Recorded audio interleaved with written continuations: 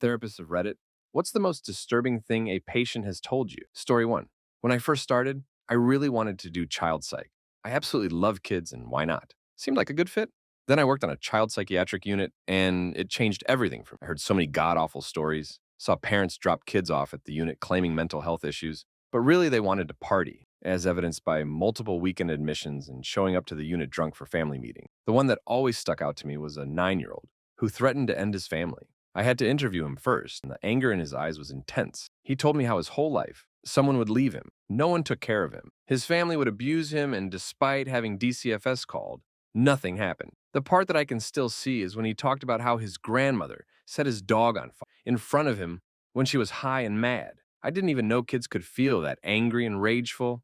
I still think about him. It's been like 8 years. I hope he's okay. Story 2. There was a guy I had in the psychiatric intensive care unit that was utterly terrifying. I've dealt with a fair few violent people in my time, including a handful of people who had murdered some. But this guy was the scariest by a long shot. He was absolutely huge, had schizophrenia and probably some form of pervasive developmental disorder. It was hard to tell where one started and the other began. He didn't want to talk, he didn't want friends. He would explode into fits of violence with minimal provocation, and I never once saw him ever display anything close to empathy. One time I was taking him outside for a cigarette, and he started talking about the prostitutes he. I've never heard someone objectify another human the way he did. He didn't mention any violence specifically, but I simply couldn't believe that he hadn't murdered at least one.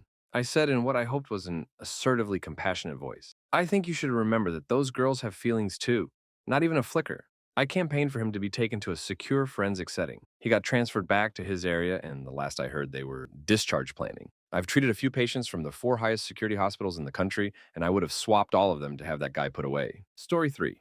I had a kid who was always very charming and nice. He was maybe 15 or so. He seemed fine, and his parents only said that he was troubled. This was like our 5th session, so I asked him why they sent him to a counselor. He said, "They don't like that I'm gay." I was like, "Oh." So I emailed the parents to confirm this, and the email shook me to my core. They said that he had set a fire in the school, assaulted a teacher, and essentially tortured a kindergartner, K-12 school. I was freaked out, so when he came in next week, he was all happy. And when I questioned him about this, his face just went deadpan.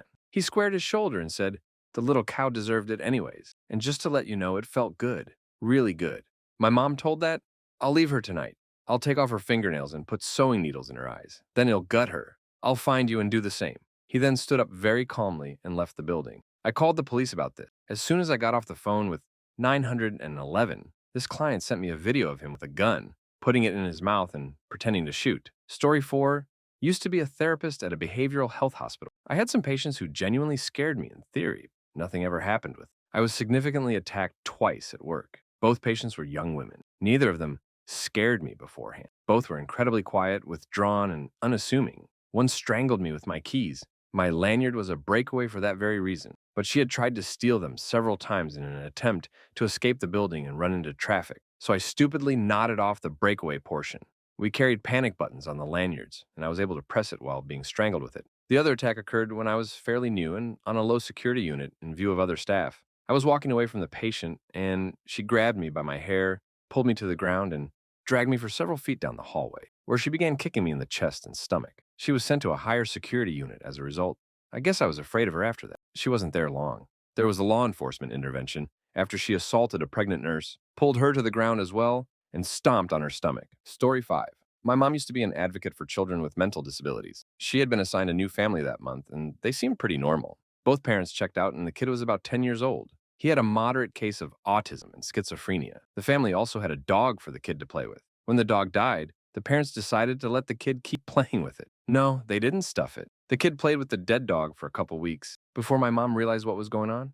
The kid would even sleep with the dog at night. Story 6. I'm not a psychologist. I did spend 5 months in a treatment center where we had to share our stories. The worst I heard, and really they were all the worst. But there are 2 that stick out the most. I'll share one due to the length. I'm not using many details to protect her privacy, but here goes. A young girl is living with her mother and father. Her only recollection of her father is that he was super nice to her, but mean to her mom. One day after her dad was particularly mean to her mom, they packed all of their stuff and left her childhood home to live with her mother's sister. This next detail was first brought up years after the end of the story.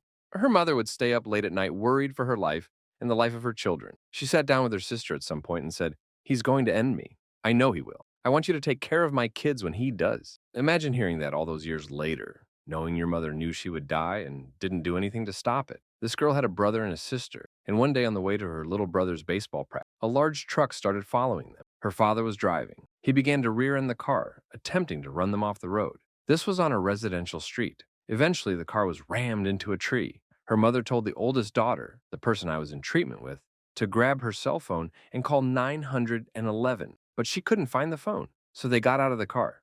At this point, her father climbed out of his car and drew his gun. He shot her mother and brother and then aimed the gun at her. He shot her in the shoulder, and before she lost consciousness, she told her younger sister to play dead. The whole family was rushed to the hospital, and the two girls were the only survivors. After he was arrested, they found a note in his car. It said something along the lines of, "I love them so much. If I can't have them, nobody can." Story 7, I had a client once who was diagnosed with pretty severe schizoaffective disorder. She believed her house was haunted and would tell me in vivid detail about a woman with really thin, stringy black hair without any eyes, just empty eye sockets. She said how she always saw her somewhere in the distance, getting closer. One night she stated that she woke up and the woman was staring at her smiling, this really wide smile in the corner of her room. Then she started whispering to her to end herself over and over. She also claimed that next morning she woke up and there was a kitchen knife on her nightstand that she had no recollection of placing there. That was pretty chilling to hear. In one of our sessions, as she started screaming and crying, claiming that the woman was right behind me. She also thought the woman stabbed me in the head during this session, and I was bleeding profusely. It was certainly hard to sleep after that. Story 8, I used to work for a children's youth group. There was a little girl there who was so sweet, but was missing most of her fingers on her right hand and her thumb was mangled. When I found out what her story was, I was horrified. Mom had checked out early on, major drug addict, and kids were left with dad, who was a borderline alcoholic with a bad temper. Well, one day when she was out with her dad, she was 3 at the time, she started throwing a temper tantrum over something. Dad got angrier and angrier, and when they got to their car, Dad grabbed the girl by the arm and proceeded to smash her hand between the car and the car door. Cops were called, obviously, and the girl went into foster care for her. Dad spent only 3 months in jail and had to attend anger management parenting. The girl was back with her dad fairly soon and lived in fear of him ever since. Story 9. I've had several clients with disturbing stories, but what really gets to me as a therapist is when I need to hospitalize a client. It's actually part of the job. If you come in and tell me you are going to end yourself, I have to have the police come get you and transport you to a locked inpatient facility. Sometimes this happens easily. The client knows it's the best thing for them and goes willingly. Sometimes it's less easy. The client rages, may or may not threaten me, and eventually flees, only to have the cops pull him and her over and transport the client to the hospital in the back of a squad car. Whatever way it happens, I will never get over that feeling of complete and utter sadness of watching someone I care about. Yes, good therapists actually care about their clients. Go into the hospital. I'm not sad because they went in, but because they so easily could have lied to me and gone home and taken their own lives. I'm lucky enough to have not experienced that, but I know if I keep practicing, then I probably will. So I guess the disturbing story is mine. I know that for all the work we do together, and as well as some people might seem to be feeling, anyone I meet with might choose to end themselves, and I may not be able to get them enough help first. Story 10 was in treatment last month, an adolescent place, residential/long-term treatment, and met a few strange stories. One young girl, 10 years old, had a newborn sister who was getting more attention from her mother than she had, and so attempted to end the baby for her mother's love. Another was adopted into a huge family, 11 years old, and constantly tried to strangle other children before she came to treatment, claiming that voices told her to. She constantly saw things and reported hearing threats, but I don't think she was diagnosed with schizophrenia. She also had horrible panic attacks where she would stiffen and have tremors as if she were possessed. I've never seen panic attacks play out as horrible as they did for her. A few more I wouldn't be able to tell in depth, but from what bits and pieces I have, every person there had a pretty messed up story. Story 11. Disappointed in the popularity of this topic. I have to trust my therapist when he promises that anything I share is confidential other than with his own supervisor, with no identifying information, or if I'm a danger to myself or someone else. As a patient, I don't really care as long as there's no identifying information that traces back to me in the story. I think sharing stories is important to help educate people, even the worst of the worst stories, because those of us with mental health problems face so much stigma, and the only way that's going to go away is if we talk about it and let people ask questions. For instance, a couple of months ago, I was on a city bus where a man started having what I recognize as a schizophrenic break. His anxiety was skyrocketing. He clearly wasn't entirely sure of where he was. I recognized what was happening because I've dealt with a lot of my own mental illness. and that of many people close to me. So I started to get out of my seat to go back and start talking to the man, to talk him off his proverbial ledge, when suddenly this big dude gets up, grabs the guy, and throws him out of the bus and onto the sidewalk. The driver then slammed the door shut and took off. I would like very much to never witness something like that again, and I think that the more people that can be educated on what really bad mental illness looks like and what kinds of trauma can cause mental illness, the lower my chances of seeing someone with the same disease as my grandmother get thrown on the sidewalk ever again will go down significantly. Story 12. A colleague, female therapist, was doing an assessment of a 4-year-old girl, and halfway through the session, my colleague noticed the girl had been scratching at her privates. She asked her why. The little girl proceeded to say it itches and hurts from the pen. More clarifying questions later, the girl exposed her pubis mound, showing a semi-fresh tattoo. Needless to say, the police called mom's boyfriend and arrested the girl in foster care. Summation: horrible parents got a real tattoo on their 4-year-old daughter's pubis mound. Don't know who did the tattoo, so assuming it was the boyfriend of the mother. Story 13. Would have to be a 14-year-old on probation. He had violated a random UA for meth use. The kicker was that he got the meth from his mom. They had been using it together. She showed up to one of his court hearings high on meth. The most disturbing thing was that she put on a front of being a caring parent and would talk at length about how she wanted to help him straighten out his life. The lady was a complete psychopath. Kid never had a chance. Generally speaking, though, there are a lot of CPS reports that I've had to review that I will never be able to unsee. It changes the way you view the world. Family Guy or South Park jokes about deviants that seemed hilarious in college are only dark because you know what people have actually done. It's also weird to just see all the normal-looking families out in the community doing their thing, and it just seems bizarre to think that there are parents with children out there that not only don't do everything they can to keep them safe, they actively demolish any sense of safety for the rest of their lives. On the plus side, it really makes me appreciate my own upbringing. My parents beat themselves up about imperfections, and my mom feels bad for imparting her anxieties.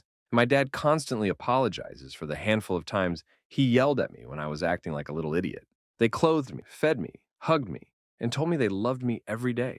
I get to walk through life with no trauma, have normal relationships, and feel safe in the world around me. I just smile and tell them they have no idea how fine of a job they did. Story 14. Social worker rather than psychologist, but here it goes. Baby with fetal alcohol syndrome gets given up for adoption and is adopted by a couple. At his first birthday party, the dad, who is in a wheelchair, gets angry at someone at the party and somehow gets a gun and shoots the guy. The bullet goes through the guy and into the mom, who falls into the kid's crib and bleeds out and dies in front of him. The kid is then adopted by a distant relative of the original adoptive dad, who apparently has little interest in raising him because she is now only his mother in the loosest sense of. She refers to herself as his caregiver or something equivalent to that. This kid, a teenager now, loves her like a mother and doesn't understand that she really never saw him as a son. He's in a residential setting and thinks he will eventually get to go home to live with mom, but this is never going to happen. Story 15. I'm not a psychiatrist, but I am the patient of one, and we're sort of like best friends. She'll tell me stuff about her family. We love the same books and have the same sense of humor. Anyway, there was one day when I had an appointment, and she told me her record of worst thing a parent had said to a kid had been broken. She works with children, young adults, and families. The runner-up was a young man. She never mentioned what was wrong with him, but his mother had told him she'd rather end herself than live with him. My memory's not that great, but I think she said he had OCD. The worst one was absolutely horrifying, although really tame compared to some of the things I'm reading in this thread. It was a mother and daughter. The daughter had a severe eating disorder. Mother told the girl she wished that she'd had an abortion rather than give birth to someone so stupid and ugly. Story 16. I have a bunch, actually. Some from my professor's experiences and some from my own. One I heard was this. A young man suffered a severe head trauma after a motorcycle accident. The doctors were unsure of the extent of the damage, but he seemed normal and passed many of their tests to check for neurological damage. They allowed him to go, and he went home. About a week later, he went into a restaurant and sat down. He was alone, and as he began to eat what he had ordered, he noticed something bizarre. Across from him was a man who was looking at him intently, just staring. The man felt uncomfortable. He tried to look away and not notice, but each time he looked up, he saw the same thing. This mysterious man would stare at him. It got so bad that he had to call over the waiter. He asked him, "Would you please ask that man over there why he stares at me?" The waiter looked in the direction the man had pointed. He looks back at the man and says, "Sir, that's a mirror." Story 17. My degree is in client or counsel psychiatrist. I used to work in a group home with a young man who was diagnosed with fetal alcohol syndrome, bipolar disorder, psychosis NOS, PDD, autistic. He was born to a mother who was a drug addict, heavy drugs. When he was just a toddler, she would lock him in the bathroom by himself with a PB and J so she could go to a party. He is now doing very well, but has OCD focused around bathrooms and tools. I am now a crisis worker with a local hospital. The other day, a guy was brought in by his parole officers because he drove 5 hours away and could not remember anything. His parole officer said he never missed a meeting or drug test. When he was found, he didn't know his own name, his family, his childhood, nothing. He went to prison for child indecency. When he was told this, he refused it was him and insisted someone else did that. He had been with his parole officers for 2 years, and they insisted he wasn't acting. He convinced 3 psychiatrists that this was real, truly a case of a dissociative fugue state. When he signed his 201, the mother requested to see his signature, even though his signature had completely changed. Story 18. Once when I was a medical student, I was asked to see a patient in the psychiatric unit of the emergency. I walked in with my short white coat and clipboard and asked the guy what brought him in today and what was wrong. He looked me dead in the eyes with foamy saliva dribbling from the corner of his mouth and a strange smell in the air and said, "The devil told me to end you and end myself." He was sweaty and his eyes were bloodshot and his wife beater had dark red-brown stains on it. The door was behind him and I wasn't sure I could make it there before something bad happened. No idea if he had a weapon on him. Was afraid of calling loudly for help. I was in a quiet corner of the ER, and I felt like I would have had to yell to get attention and I didn't want to startle him. I stayed there for a half hour and asked him more questions. Slipped out when he started to look sleepy. Story 19. I'm a therapist, but not a psychologist, if that matters. I used to work in a facility for kids and adolescents with pretty intense behavioral issues. Even when a client was aggressive, I was usually able to de-escalate them, and I generally didn't feel unsafe. In fact, most of the time I was concerned about their safety during outbursts. With one exception, I had a client that was pretty strong and prone to intense tantruming. This client was acting in a way that was unsafe, had a plan to seriously hurt another resident, I think, so I had to put them on restriction, within staff eyesight at all times. Their response was to run up to me and attempt to choke me. Luckily, the staff got there in time and prevented this kid from seriously hurting me. On another occasion, this same client also took apart their curtain rod in their bedroom and swung it at my head. I dodged it. Oddly enough, this client and I had a pretty good relationship the other 99% of the time, and I generally enjoyed working with. Story 20. A very sweet, mostly blind teenager who was going through his first psychotic break and had a love of martial arts, taekwondo, if I remember correctly. Like, was really, really, really good at it. He couldn't see and would practice kicks, and at one point, accidentally kicked one of the reinforced, shatterproof windows in the quiet room. Think padded room without the padding. Turns out they were shatter resistant. He destroyed it with that kick. Why those particular details? Because he would practice his kicks everywhere. Was mostly blind, and the one time he flipped up to practice one and I was walking around the corner, it came literal centimeters from my face, and I felt the impact of it against the air, like a physical force bashing into my face. Sweetest kid in the world, he would have been horrified connected, because things would have broken, a lot of things. He also grabbed my arm once in a sudden firm grasp and asked if I wanted to do taekwondo with him. No, I did not.